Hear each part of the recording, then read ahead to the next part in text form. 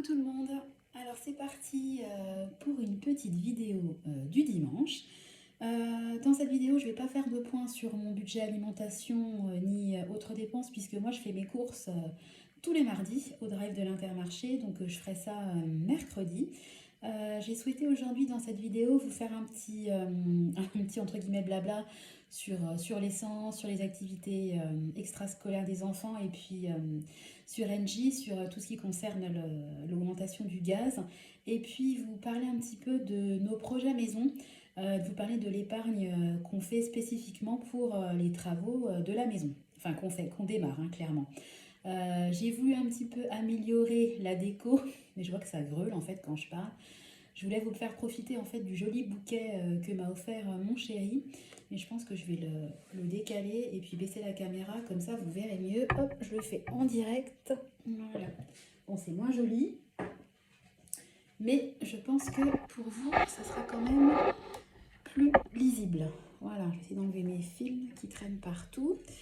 Et on est parti. Donc oui, je vous disais juste un petit point. De toute façon, on est tous au même stade hein, concernant les carburants. Bon ben voilà, c'est n'importe quoi. Donc moi j'avais budgété, nous on roule peu, hein, mon mari a une voiture de fonction et puis avec notre voiture on fait des allers-retours pour les courses, pour emmener le plus petit à la crèche, enfin c'est assez limité. Donc en général on fait un plein par mois, donc d'habitude j'en avais pour un petit peu moins de 60 euros. Et bah là mon mari a dû faire le plein ce week-end et puis bing, hein, 70 euros. Donc bah, le plein a pris plus de 10 euros. Bon, je pense qu'on est tous vraiment dégoûtés. En plus, nous, on ne peut pas rouler moins. Donc, on est déjà au taquet du minimum. Donc, clairement, j'espère que ça finira par redescendre parce que, bon, plus de 2 euros le litre, enfin, à un moment donné, il ne faut pas déconner. En plus, nous, on fait qu'un plein par mois, mais je me mets à la place des gens déjà qui ont deux voitures et qui sont obligés d'avoir deux voitures parce qu'on n'a pas forcément la possibilité de prendre les transports en commun hein, en fonction des heures de travail et puis de l'endroit où on habite qui doit faire deux pleins des fois par semaine. Je me dis, mais si ça augmente de 10 euros par plein, fois deux voitures, fois 4 semaines, voire 5 dans le mois, franchement au secours. Hein. Donc, ouais, vraiment, grosse pensée aux gens qui roulent beaucoup. Il y a beaucoup de personnes avec le Covid qui ont décidé de déménager et puis de partir avoir une meilleure qualité de vie à la campagne. Je lisais des forums où les gens commencent même à se poser la question de retourner vivre en ville. C'est quand même dingue, quoi. Juste pour les prix de l'essence, on arrivait à se dire, à se poser ce genre de questions. Enfin bon, bref, c'était un petit peu mon coup de gueule du dimanche. Je vais rien changer, je sais, mais je voulais juste partager avec vous. Donc en fait, mon chéri est parti faire l'essence pour emmener mon aîné qui fait une activité sportive. En fait, il fait de la lutte. Donc on avait à la base choisi ce sport parce que c'est un sport qui est pratiqué dans notre village, donc justement, bah, entre guillemets, économie de carburant. Sauf qu'en fait, c'est un sport qui est très peu pratiqué et qui fait qu'en fait, même à tout petit niveau, ben, les compétitions, elles peuvent être à 100 bornes de chez vous. Hein. Clairement, nous, on habite en Côte d'Or, on peut très bien se retrouver à faire une compétition au fin fond de la Nièvre. Donc, vu le prix du carburant, ça fait même réfléchir aux activités qu'on va faire aux enfants. Donc, clairement, moi déjà, même s'il n'y avait pas eu une hausse de carburant, je ne suis pas pour faire 150 bornes dans un week-end pour un combat qui va durer 10 minutes. Je trouve ça vraiment... voilà, enfin, pour moi, c'est compliqué psychologiquement d'accepter ça. Donc je pense qu'on mettra au foot tout simplement. Et puis voilà, donc ouais, c'est quand même fou quoi. Et c'est vraiment dommage que des sports comme ça, qui sont entre guillemets confidentiels, ben, souffrent en fait de ce problème-là, parce que c'est vrai que bon, ben, on n'est pas Crésus, toi. Donc moi je ne me vois pas faire 200 bornes dans un week-end pour un match, une compétition de lutte. Donc bah voilà, on va réfléchir sur l'activité à partir de septembre 2022, mais je pense qu'on va s'orienter sur du foot. Voilà, et puis troisième point, je voulais vous parler bah, toujours par rapport aux augmentations. Là, je vais vous parler du gaz. Nous, on est chez LG. On a reçu notre facture de régule et dans le futur échéancier qui va débuter en avril, on paie 30 euros de moins que ce qu'on payait l'année passée. Donc, je voulais juste dire que ces 30 euros de moins sur notre facture, moi, je vais les répercuter et je vais les mettre sur un compte. Vous savez, j'ai un compte régul hein, où je mets de l'argent tous les mois pour anticiper justement les régules qui peuvent faire mal, comme le gaz, l'électricité, etc. Et donc les 30 euros, le lapsus, les 30 impôts, les 30 euros qu'on va payer en moins chaque mois, je vais les basculer sur le compte épargne régule. Et puis sur ce compte épargne régule, je mets également mensuellement 100 euros. En fait, avant qu'on annule nos vacances, je mettais 100 euros par mois pour nous faire une petite cagnotte pour les vacances, pour payer des restos, des petites glaces, etc. Étant donné qu'on a annulé nos vacances, les 100 euros mensuels que je mettais dans ce budget-là, j'ai décidé de les attribuer sur l'épargne régule. Donc, ce qui fait que tous les mois, je vais mettre 130 euros sur ce compte régule, en espérant bien évidemment pas avoir à tout décaisser. Mais franchement, je trouve mieux vaut prévenir que guérir. Et vu l'actualité économique, je pense qu'il est bon pour tout à chacun d'anticiper. Voilà, donc je voulais juste vous parler un petit peu de ces trois petits points-là. Et puis, le point que je voulais aborder avec vous, c'est une épargne qu'on a mise en place très très récemment. Enfin, elle était en place, mais elle n'était pas alimentée. On va plutôt remettre les choses dans leur contexte. C'est l'épargne, je vais essayer de vous faire lire correctement, travaux maison. Donc, vous voyez, l'objectif, il est de 15 000 euros. Bon, c'est énorme, puisque vous voyez qu'actuellement, nous sommes à... J'avais versé à la base 20 euros et j'ai versé ce mois-ci 150. Donc, on est à une épargne de 170 euros. Bon, on est loin des 15 000. Et en fait, j'ai décidé que j'allais alimenter cette épargne-là. Je vous en avais parlé dans une vidéo. En fait, on dit qu'en général, pour assurer les travaux d'entretien et que sa maison ne se dégrade pas, il faut mettre en fait 1 euro par mètre carré d'épargne par mois. Donc nous, notre maison, elle fait à peu près 150 mètres carrés. Donc il faudrait qu'on mette tous les mois 150 euros de côté pour pouvoir assurer les travaux d'entretien. Donc des travaux d'entretien, ça va de petits travaux d'embellissement, de jardinage, etc. à un jour la réfection de la façade ou la rénovation du toit. Donc là, c'est des travaux qui coûtent hyper cher. Et c'est vrai que si on n'anticipe pas, enfin moi je ne me vois pas sortir, je ne sais même pas combien ça coûte le fait de refaire un toit, mais je pense qu'on a largement pour 20 voire 25 000 euros face à le même combat. Donc moi je ne me vois pas aujourd'hui sortir 20 000 euros. Donc j'ai décidé qu'on allait mettre de côté pour les travaux maison. Et puis, afin de me motiver, je me suis fait une petite liste de projets, en fait, parce que moi, j'aime bien fonctionner par projet. Je trouve que c'est motivant, plutôt que de me dire bêtement, ah bah, il me faut absolument 15 000 euros. Si j'ai des projets et si j'épargne pour quelque chose de concret, ça me motive beaucoup plus. Donc, je voulais déjà faire le calcul avec vous de combien je suis censée avoir à l'heure actuelle. Parce que nous, on a acheté notre maison il y a 7 ans, on l'a acheté le 28 mars. Donc là, ça va être l'anniversaire dans quelques jours. Donc je vous ai dit que notre maison, elle faisait 150 mètres carrés. Donc si je le multiplie par 12, j'ai la somme que j'aurais dû théoriquement épargner par an, 1800. Et je vais le multiplier donc par 7. Voilà, tadang, j'aurais dû épargner 12 600 euros. Et je suis, comme je vous l'ai dit, à 170 euros. Bon, il y a un écart. Clairement, c'est pas une épargne qu'on avait évoquée quand on a acheté la maison, pas du tout. On avait de toute façon des travaux à faire, donc on ne pouvait pas non plus en plus épargner pour le futur. On faisait déjà le présent, le concret, ce qu'il fallait faire absolument. Typiquement, quand on arrivait, on avait une vieille chaudière au fioul, on l'a changée pour une chaudière à condensation. Rien que ça coûte déjà des milliers d'euros. Donc voilà, mais je me dis qu'aujourd'hui, comme notre maison, elle n'a pas de gros travaux à faire urgemment, on n'a que des projets, je me dis que c'est bien de commencer à épargner pour la maison, tout simplement. Donc je vais essayer vraiment de mettre en place une épargne régulière sur la maison. Il va falloir que je remanie un peu mon budget parce que voilà, je vous ai expliqué, moi j'ai plein d'épargne, mais je ne peux pas épargner non plus pour 20 enveloppes en même temps.